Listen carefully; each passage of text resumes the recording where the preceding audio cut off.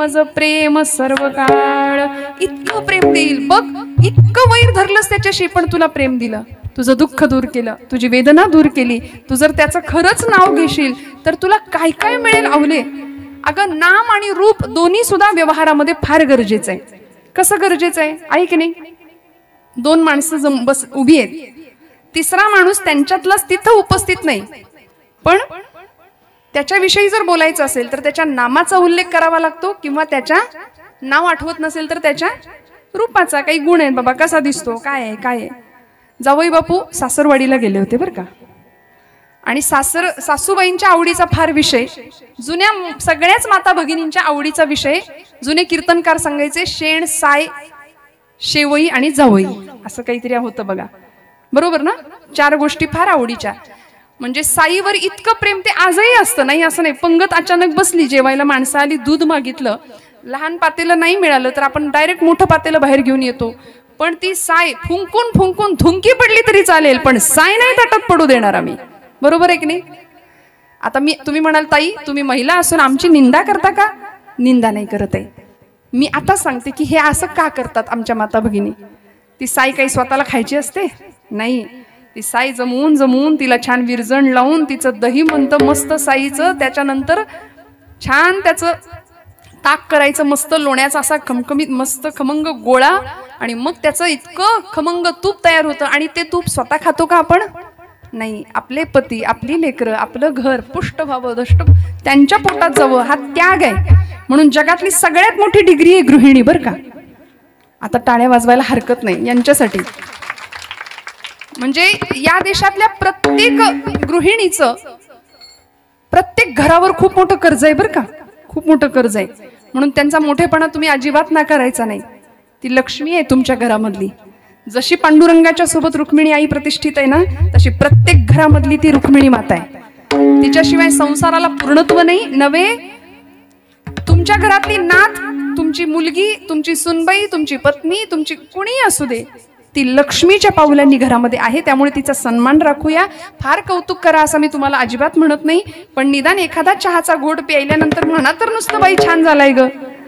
तुम्हाला कितीही टपरीवरचा चहा आवडत असला तरी सुद्धा म्हणायला काय हरकत आहे की बाई छान आहे, कौतुक करूया, तू आहेस म्हणून सगळं चाललंय माझं, म्हणायला काय हरकत आहे. आणि मग असं बघा तुम्ही किती काम होईल, परत असं अवसान वाढेल की नाही नुसतं एवढं कौतुक झालं तरी. त्यामुळे तुकोबराय म्हणतात, आवले असं बोलू नको, माझ्या भगवंताचं नाम गोड आहे. मी सांगत होते, तो जावई ज्यावेळी सासूबाईंकडे आला, सुट्टीला आले होते, आणि छान सासूबाईंनी एवढं कौतुकाने रोज गोडधोडाचं खाऊ घालायला सुरुवात केली. आज काही पुरणपोळीच, उद्या काय आमरस, आता सीझन आहे म्हणून आमरस. आणि इतकं झालं की त्या जावयाला गोड गोड गोड खाऊन कंटाळा आला. म्हणला सासूबाई सुट्टी संपत आली, आता काहीतरी आजच्या दिवशी जरा झणझणीत काहीतरी करा म्हणले, खमंग. सासूबाई म्हणल्या ठीक आहे. मग त्यांनी अशी 4-5 पिठं गोळा केली, त्याच्यामध्ये तेल तिखट मीठ सगळं घातलं, आणि मस्त त्याचं बॅटर बनवलं. आणि काय केलं, धिरडं केलं. आपण काय म्हणता इकडे, धिरडं, धपाट, घावन, धिरडच बरोबर ना. आणि ते धिरडं असं तव्यावर टाकलं, मस्त चुरकन आवाज आला. तोंडाला पाणी सुटू देऊ नका अजिबात. खुसखुशीत एकदम जाळी अशी पडली आणि एकदम खमंग वास सुटला सगळीकडे. त्याला इतका आनंद झाला जावयाला. दणक्याला चांगली 5-7 धिरडी हाणली त्यांनी, आणि एवढा आनंद झाला, तृप्त झालो. म्हणलं सासूबाई आता जातो, छान वाटलं. इकडे आले गावी, शहराच्या ठिकाणी 2 जण आले. कामधंदा सुरू झाला, आणि बायकोला 1-4 दिवस निघून गेले कामावरनं. संध्याकाळी घरी आला आणि म्हणाला, अगं आपण तुझ्या घरी गेलो होतो तेव्हा सासूबाईंनी मला ते खायला घातलं होतं, तू करशील का ग, तुला येतं का ते. ती म्हणली काय, त्याचं नाव काय. मी काय सांगते, दृष्टांत सांगते बरं, लक्षात घ्या. नाम आणि रूप किती महत्वाचं आहे. ती म्हणली नाव, त्याचं नाव काय तुम्हाला आठवतंय का. तो म्हणला अगं नाव नाही आठवत, पण ते बघ असं खुसखुशीत होतं, त्याला जाळी सुटली होती, असं ते चुरकन आवाज आला तव्यावर ताट टाकल्याबरोबर, आणि इतकं मस्त लागत होतं. अहो पण त्याचं नाव तरी काय ते तरी सांगा. ते मला नाही आठवत आहे म्हणली. याला भूक लागली होती, त्याला ते हवंच होतं काही करून, आणि भूक आली. भूक कंट्रोल नाही झाली की माणसाचा राग वाढतो बघा, प्रचंड राग वाढायला लागला. ती म्हणते अहो सांगा तरी, नाव सांगा, नाव आठवतंय का. अगं ते नाही का, ते असं जाळीदार होतं, खुसखुशीत होतं, खमंग होतं. अहो नाव सांगा म्हटली. नाव आठवे ना शेवटी. यांनी काठी घेतली कोपऱ्यातली, जुना दृष्टांत, आणि तिला बडवायला सुरुवात केली. शेजारची म्हातारी आली, म्हणली अरे मेल्या, मारून मारून माझ्या पोरीच्या पाठीचं नुसतं धिरड करून टाकलं असतं. म्हणलं हेच सांगितलं होतं करायला, केलं नाही. विठ्ठल विठ्ठल विठ्ठल.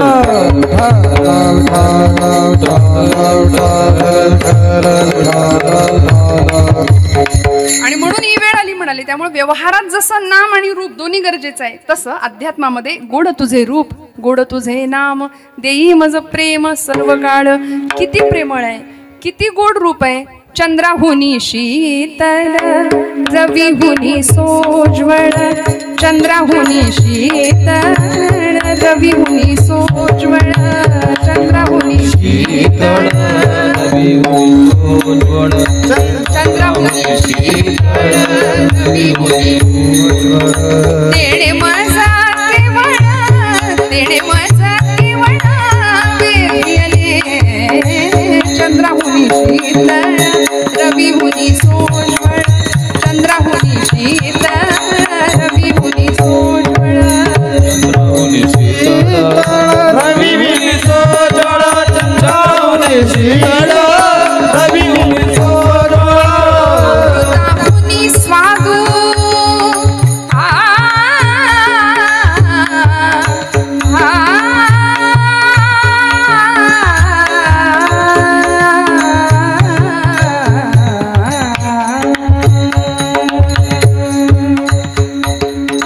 अमृताहुनी स्वादू, गगनाहुनी मृदू. अमृताहुनी स्वादू, गगनाहुनी मृदू.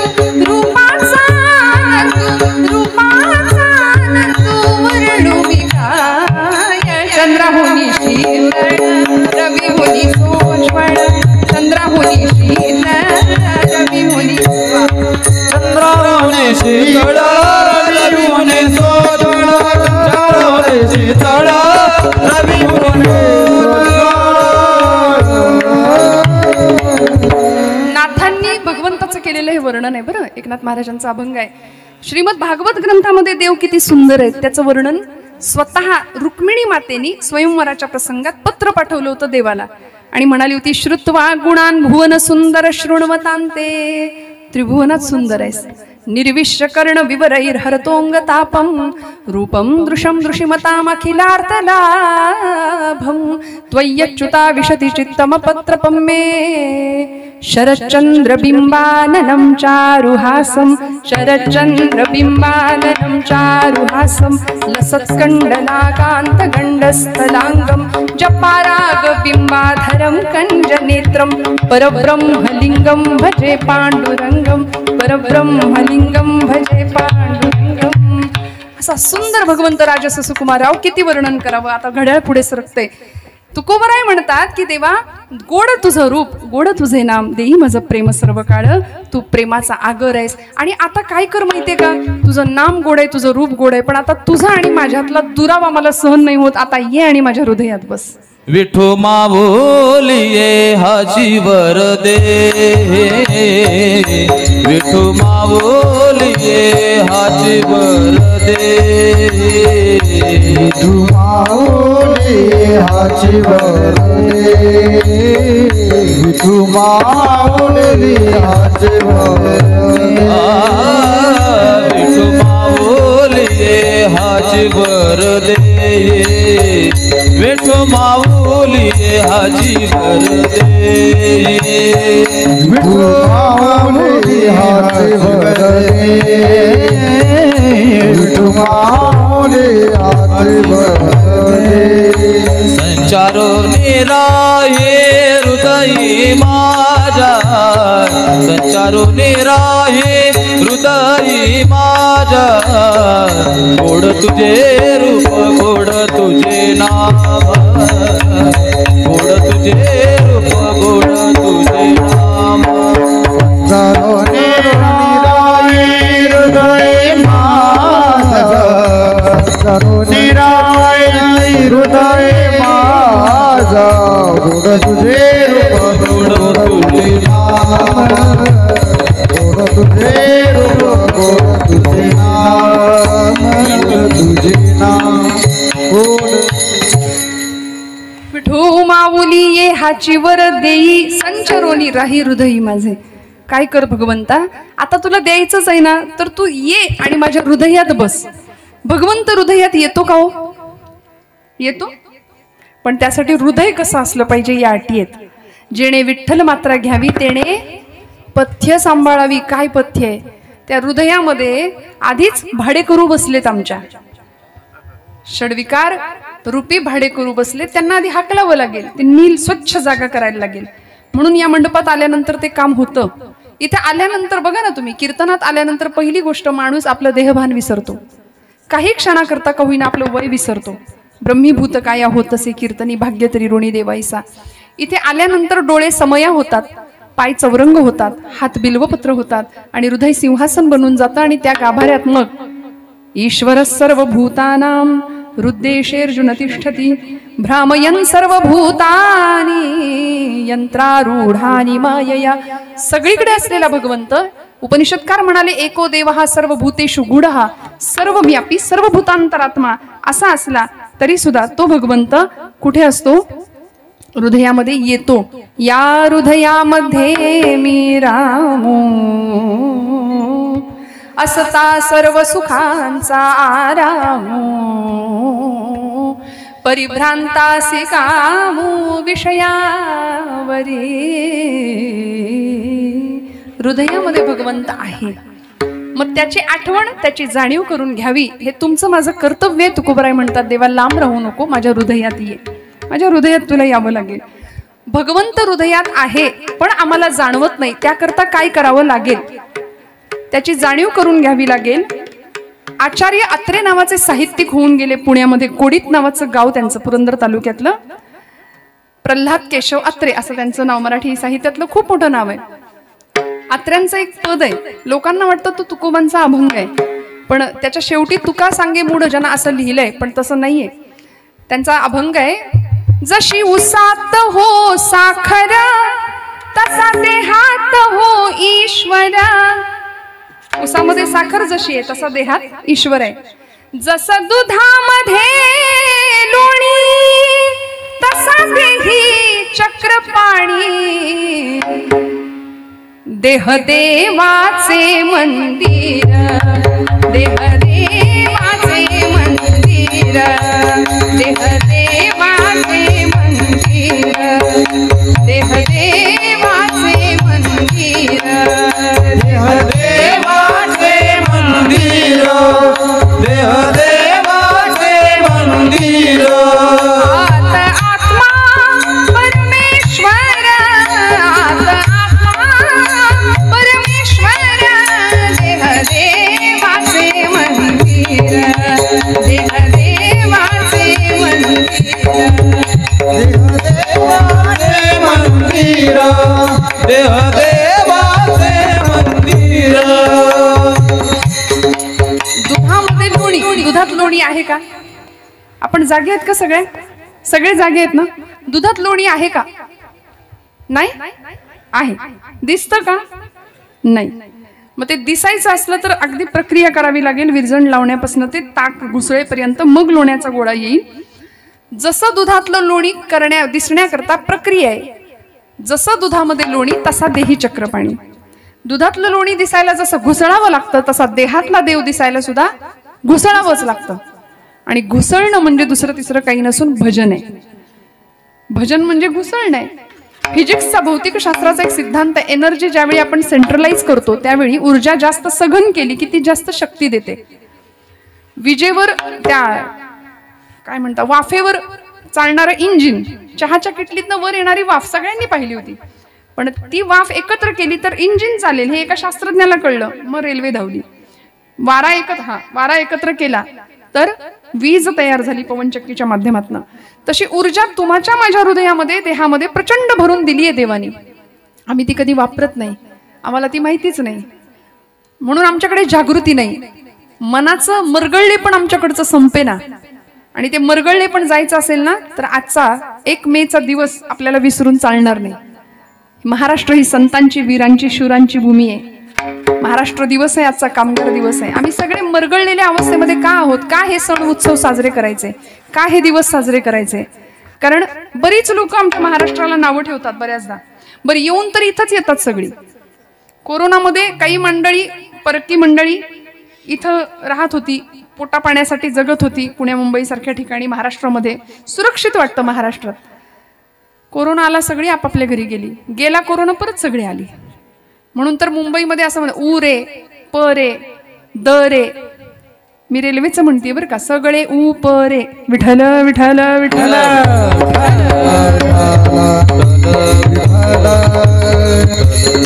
म्हणजे उत्तर पश्चिम रेल्वे असं म्हटलं बरं, तुम्ही काही समजून घेऊ नका. सगळी माणसं येतात का? प्रत्येकाला असं वाटतं इथं सुरक्षा आहे, इथं सुरक्षा आहे. कारण हा देश आणि ही भूमी आणि हे राष्ट्र असं आहे. इथे भवानी मातेचं अधिष्ठान आहे. इथं पांडुरंग परमात्मा 28 युगांपासून तिष्ठत माझ्या महाराष्ट्राच्या भूमीतच आहे. रेवा वरदा कृष्ण कोयना भद्रा गोदावरी मुळी रे गडगडणाऱ्या नभा. काय लिहिलंय काव्य शाहीर साबळेंनी. म्हणताय रेवा वरदा कृष्ण कोयना भद्रा गोदावरी, एकपणाचे भरती पाणी मातीच्या घागरी. इतकं एक ऐक्यत्व आहे महाराष्ट्राच्या भूमीमध्ये. सगळी मंडळी एकमेकांना धरून आहेत, किती काही झालं तरी. त्यामुळे महाराष्ट्र ही आमची भूमी आहे. त्याबद्दल आम्हाला अभिमान वाटलाच पाहिजे. तो इतिहास आम्हाला वाचला पाहिजे. संतांच्या चरित्रांची गाथा आम्ही वाचली पाहिजे. शूरवीरांची भूमी, तिचं स्मरण आम्हाला केलं पाहिजे. आणि हे सगळं करताना भगवंतांचं अधिष्ठान समोर विसरता कामा नये. म्हणून तुकोबा म्हणतात की तो भगवंत हृदयात यायचा असेल तर दुधातलं लोणी दिसायला जसं घुसळावं लागतं तसं इथे सुद्धा घुसळावं लागेल. आणि घुसळणं म्हणजे भजन आहे. हाताने टाळी, मुखाने नाम. विठोबा रखुमाई, विठोबा रखुमाई, विठोबा रखुमाई, विठोबा रखुमाई, विठोबा रखुमाई, विठोबा रखुमाई, विठोबा रखुमाई, विठोबा रखुमाई, विठोबा रखुमाई,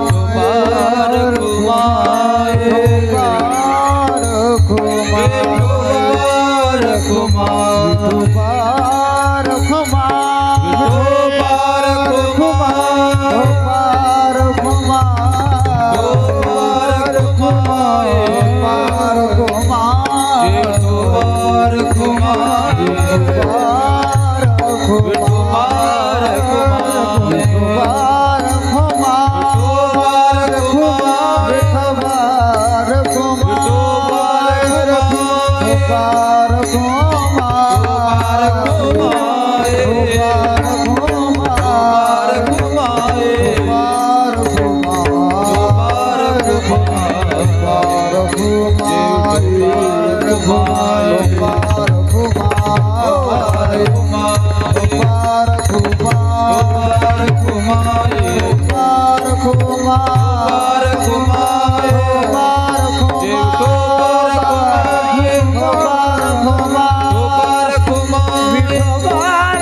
रखुमाई,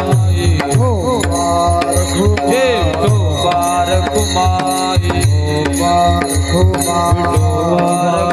रखुमाई,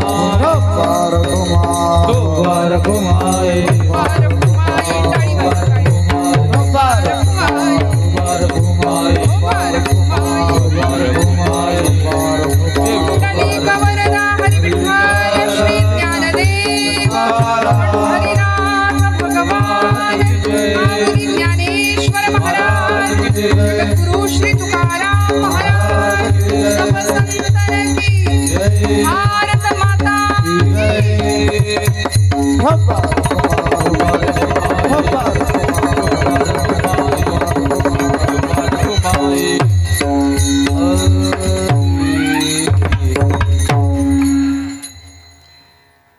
मंथोनी नवनीता तैसे घे अनंता वाया व्यर्थ कथा सांडी मार्ग हरिमुखे म्हणा पुण्याची गणना कोण करी.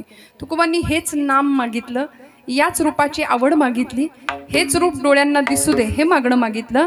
सदा माझे डोळे जडो तुझी मूर्ती रखुमाईच्या पती सोयरिया. गोड तुझे रूप गोड तुझे नाम देई मज प्रेम सर्व काळ.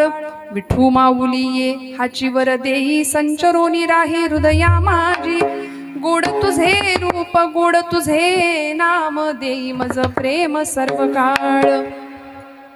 आत्ताचं भजन फक्त आम्हीच केलं, म्हणजे या मंडळींनीच केलं असं तरी मला वाटतंय बरं का. आपण सगळे भजन करताय, मस्त मुखाने नाम आणि हाताने टाळी, सगळ्यांचे हात उंच, मस्त गजर करा. सदा नाम घोष म्हटले, जप नाही म्हटला तुकोबरायांनी. सदा नाम घोष. सामूहिक प्रार्थना भारतीय संस्कृतीचं श्रीमंतीचं हे आहे, त्यामुळे सामूहिक प्रार्थना आली पाहिजे. सगळ्यांनी मिळून केलेल्या प्रार्थनेची ताकद खूप मोठी असते. सगळीकडे सकारात्मकता निर्माण करण्याचं सामर्थ्य नामामध्ये आहे. मस्त आवाज येऊ द्या, सगळ्यांनी भजन करा. तुकाराम तुकाराम तुकाराम तुकाराम तुकाराम तुकाराम तुकाराम. येऊ द्या आवाज. तुकाराम तुकाराम तुकाराम तुकाराम तुकाराम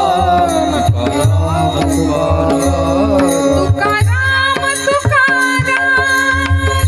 तुकाराम तुकाराम तुकाराम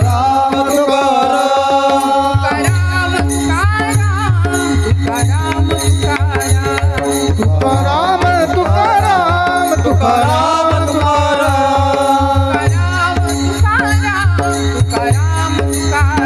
तुकाराम तुकाराम तुकाराम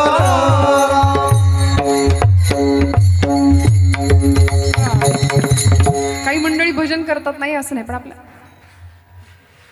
चालू दे, तुमचं चालू दे, आम्ही आहे असं नाही. अध्यात्मामध्ये अशी लबाडी नाही करायची. परमेश्वर बघतो. चिटिके पाव में घुघरू बजे वो भी नाथ श्री रघुनाथ सुने असं म्हटलंय.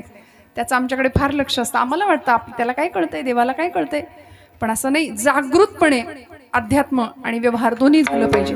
सारासार विचार करून झालं पाहिजे. मी पुन्हा सांगते, आपल्या भाग्याचा हेवा लोकांनी करावा. महाराष्ट्राच्या संस्कृतीचा जागर सगळ्या देशात नव्हे जगभरात घुमतो. आपली वारी सगळ्या जगाला ठाऊक आहे. पाश्चिमात्य लोक वारीमध्ये येतात, फॉरेनर्स लोक दिसतात आपल्या संस्कृतीचं अनुकरण करताना, आणि आम्ही मात्र त्यांचं अंधानुकरण करतोय. आणि असं म्हटलं, अनुकरणासारखं भिकारी सौंदर्य या जगात दुसरं कुठलं नाही. आपण आपल्यासारखं असावं. आपला देश, आपली संस्कृती, आपला धर्म, आपली परंपरा यासारखी श्रीमंती नाही. म्हणून आमच्याच लेकरांना पालकांनी खूप सांगणं गरजेचं आहे. लहानपणापासून धर्माचं शिक्षण घराघरातनं देण्याची फार मोठी गरज आहे. आम्ही हिंदू धर्मीय पतित का झालो सांगू का तुम्हाला? आमचं मस्तक तिलकहीन आहे पहिली गोष्ट, म्हणून आम्ही पतित झालोय. डोक्याला गंध लावायला, आणि फक्त महिला वर्गच नाही, पुरुष वर्ग, बंधू वर्ग, सगळ्यांना मी हात जोडून सांगते माझ्या भावंडांना, कपाळाला गंध लावा. रोज स्नान झालं ना की पहिलं स्मरण देवाचं लावावं. छान आज्ञाचक्र आहे आपलं तिथे. आज्ञाचक्राच्या ठिकाणी भगवंताचा स्मरण लावावं. छान कृतज्ञता राहते. दिवसभर पॉझिटिव्ह एनर्जी राहते. निगेटिव्हिटी आपल्याकडे येत नाही. भरपूर त्याला शास्त्रीय कारण आहेत. पहिलं कारण आहे आमचं मस्तक तिलकहीन आहे. दुसरं कारण आहे वाणी मंत्रहीन आहे आमची. मुखाने आम्ही चांगलं बोलायला तयार नाही. मंत्र तो सोडाच, उच्चार चांगला करायला तयार नाही. असं आहे, शब्द संभल के बोलिए, शब्द के हात न पाव. एक शब्द है औषधी, तो दुसरा शब्द है घाव.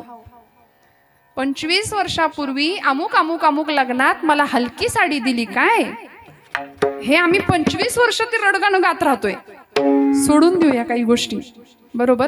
वाणी मंत्रहीन आहे, मस्तक तिलकहीन आहे, हात शस्त्रहीन आहेत आमचे. आता तुम्ही म्हणाल मग काही ढाली तलवारी घेऊन फिरू की काय? हातात शस्त्र कायम धरणं असं नाही माझं म्हणणं, पण वेळ आली तर शस्त्र चालवता आलं पाहिजे. कारण आम्ही छत्रपतींचे वारसदार आहोत. त्यांच्या महाराष्ट्रात राहतो. हिंदवी स्वराज्य संस्थापक छत्रपतींच्या पुण्याईने आम्ही सगळे इथे बसलेलो आहोत. त्यामुळे आज आमच्या धर्माकडे जर कोणी वाटल्या वाकड्या नजरेने पाहत असेल, आमच्या देवी देवतांवर किंवा संतांच्या वरती जर कोणी चिखलफेक करत असेल, तर आम्हाला सावध राहावं लागेल.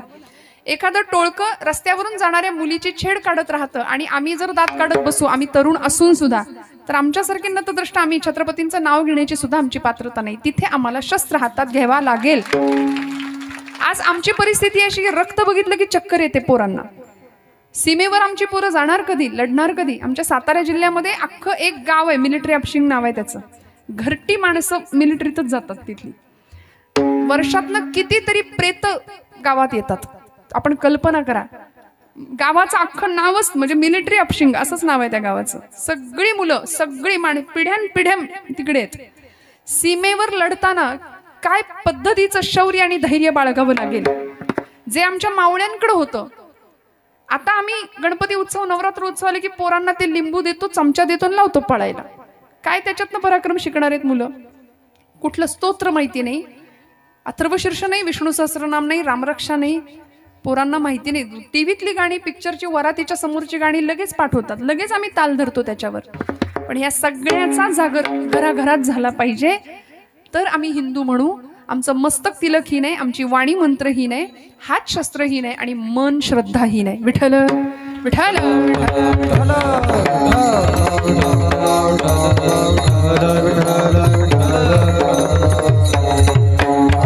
त्यामुळे श्रद्धावान लभते ज्ञानम तत्पर संयतेंद्रिय, हा भगवान गोपालकृष्ण गीतेमध्ये म्हणले ना. श्रद्धा असेल तर आम्हाला ज्ञानप्राप्ती आहे आणि ज्ञान मिळालं तर मोक्षप्राप्ती आहे, अशी सांगड आहे. त्यामुळे मोक्ष हवाय ना, तर इथे येऊन बसायचं, कारण येथे मोक्ष असे आयता श्रवणाची.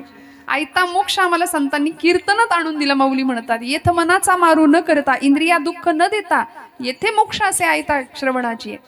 त्यामुळे कुठेही जंगलात जाऊन संन्यास घ्यायची गरज नाही. उत्तम प्रपंच करून आम्ही उत्तम परमार्थ करू शकतो. मी म्हटलं, महाराष्ट्राला अनेक लोकांनी नावं ठेवली. काय तुमच्या महाराष्ट्रात बघण्यासारखं काही पडके, किल्ले आणि बुरुज याशिवाय दुसरं काहीच नाही.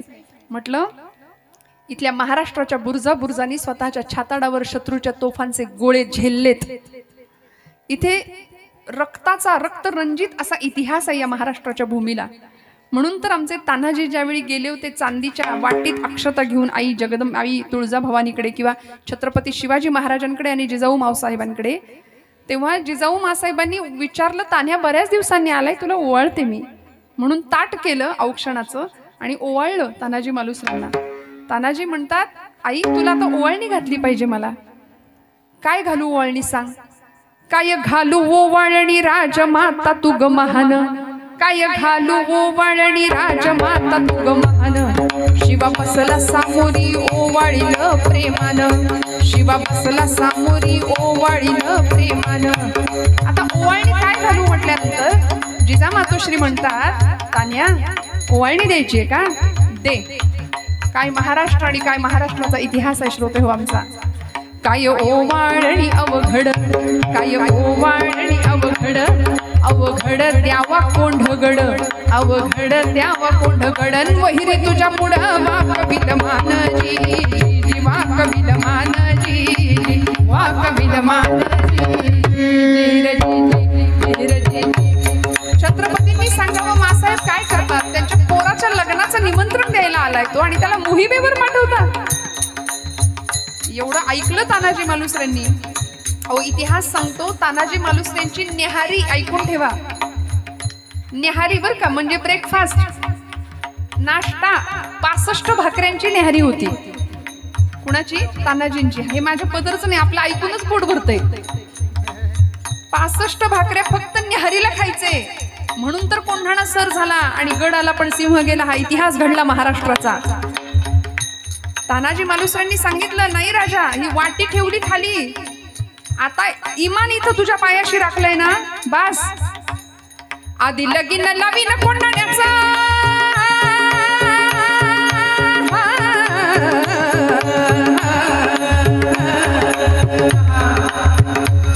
आधी लगीन लावीन कोंढाण्याचं, आधी लगीन लावीन कोंढाण्याचं, मगच राईबाचं ब्रीद हे आमचं वाहिला देह देश कार्यास, वाहिला देह देश कार्यास. देव धर्माची चाड आम्हास, देव धर्माची चाड आम्हास. शिवराया हाच एक जिध्यास, हा जी शिवराया हाच एक जिध्यास, हा जी जी जी जी जी. आणि मग कोंढाणा सर होतो ना, यशवंती नावाची घोरपड पाळली होती. ते म्हणायचे चढ गड नाही तर खांडोळी करून खायला घालीन. सदा ग यश दिलंस म्हणून यशवंती नाव ठेवलं तिचं. आणि काय कोंढाण्याचा इतिहास आपण जाणतो. असा प्रत्येक गड किल्ल्यांचा इतिहास या महाराष्ट्राचा इतिहास आहे.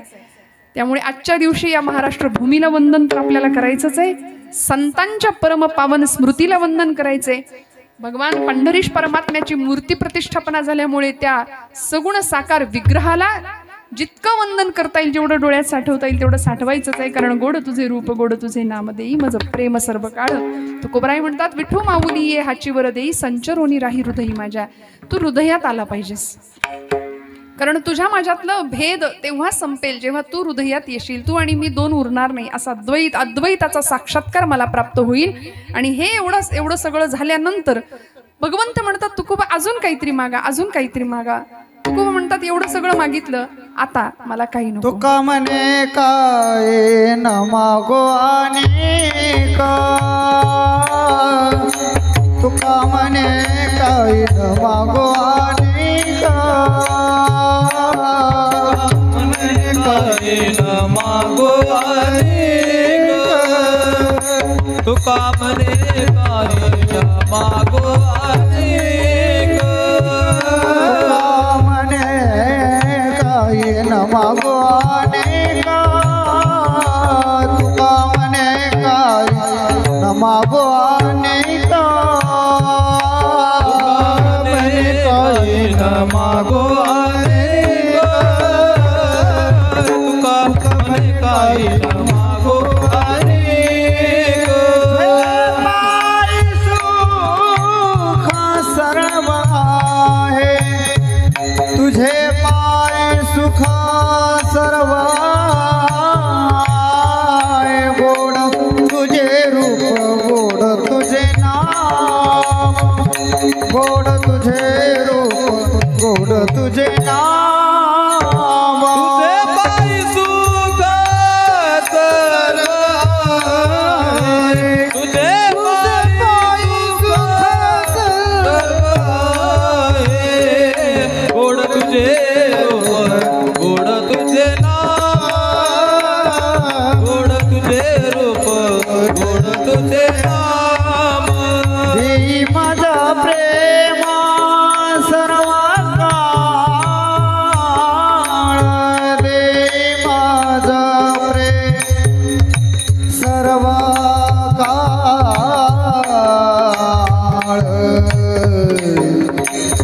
देई माझं प्रेम, देई माझं प्रेमा सर्व काळ, देई माझं प्रेमा सर्व काळ.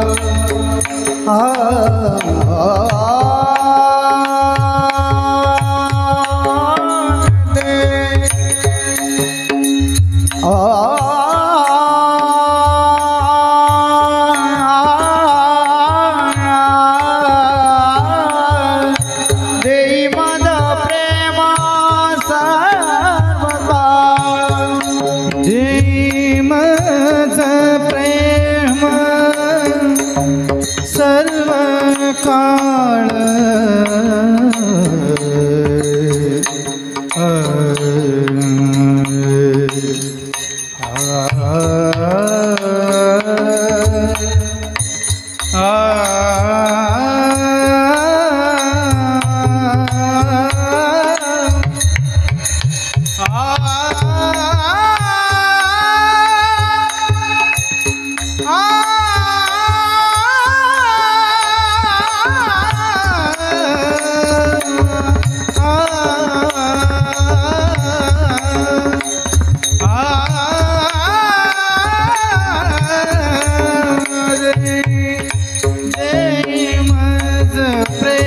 देई मज प्रेम सर्व काळ, देई मज प्रेम सर्व काळ.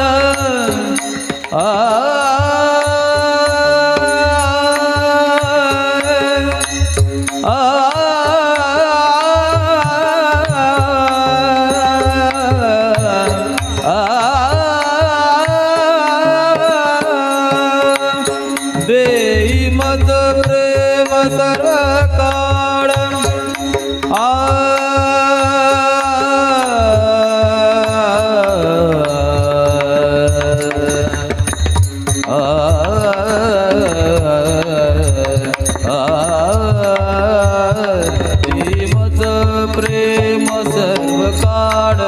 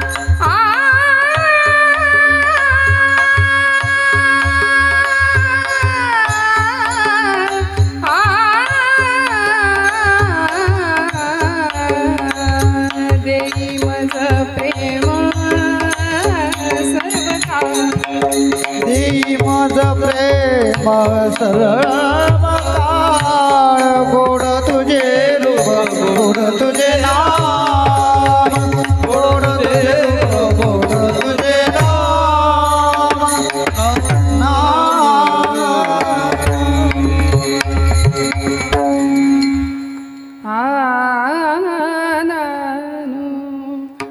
तुका म्हणे काही न मागे आणिक तुझे पायी सुख सर्व आहे गोड तुझे रूप गोड तुझे नाम.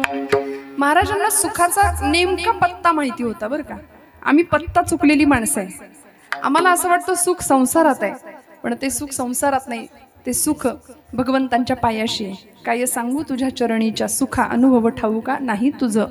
सगळं सुख भगवंतांच्या पायाशी आहे. तुकोबरायांना गवसलं होतं, माहिती होतं, म्हणून म्हणतात देवा मला आता काहीच नको, कारण तू सुख स्वरूप असलेला परमात्मा तू मला भेटलायस, आता काय हवं. तुझे पायी सुख सर्व आहे. बस असं भगवंताच्या चरणातलं सुख तुम्हाला मला सुद्धा लवकर सापडावं. आपण आहोत तोपर्यंत, गेल्यावर काही नाही. श्वासात श्वास आहे तोपर्यंत भगवंतांच्या चरणाचं, त्याच्या नामाचं, त्याच्या रूपाचं सुख आपल्या सगळ्यांना लाभावं. कारण तो प्रेम सुख देणार आहे. प्रेम सुख देई, प्रेम सुख देई. तो प्रेमातलं सुख देणार आहे. सध्या प्रेमाचा महापूर आमच्याकडे 14 फेब्रुवारीला येतो दरवर्षी.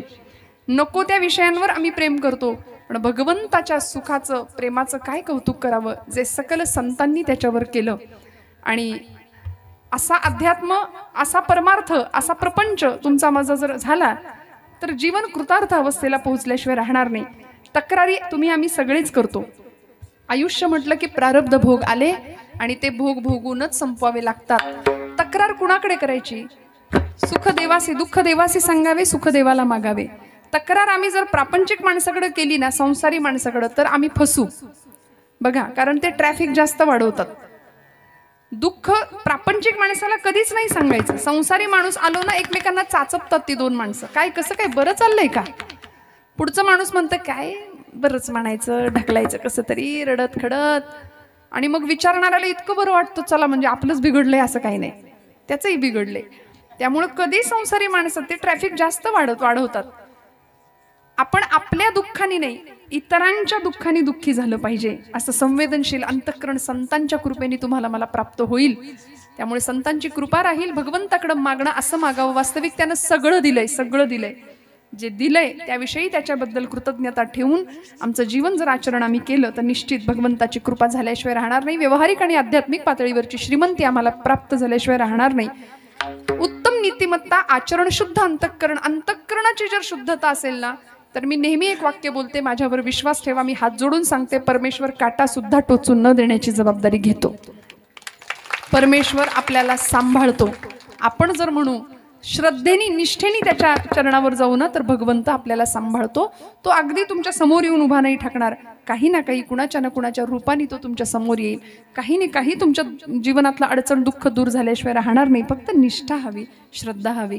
त्यामुळे असं मागणं भगवंताकडे आपणही मागूया. सदा माझे डोळे जडो तुझी मूर्ती, रखुमाईच्या पती सोयरिया. झालेली सेवा भगवंत चरणावर समर्पित करत असताना घड्याळामध्ये 11 वाजले की चुळबुळ वाढतेच नाही, काही म्हणा थोडीशी, पण आपण सगळे अत्यंत शुद्ध अंतःकरणाने इथे बसलेले आहात. अत्यंत सद्भावनेने कीर्तन श्रवण करत आहात. मी नेहमी असं बऱ्याचदा सांगत असते की कीर्तनकार हा काही सर्वज्ञ नसतो. म्हणजे प्रत्येक कीर्तनकार जे सांगतो ते सगळंच खरं असतं असं बघा बाबा, 2 तास कीर्तन झालं आपलं, तुम्ही शेवटी नाहीच म्हणलात तर मग काय करायचं? सगळंच खरं असतं असं असतं ना? असतं. खोटं कसं सांगू आम्ही? पण सर्वज्ञ नसतो कुणीच कीर्तनकार. कीर्तनकार हे आम्ही सगळे कीर्तनकार हे पोस्टमन आहोत, ज्ञानोबांचे तुकोबांचे.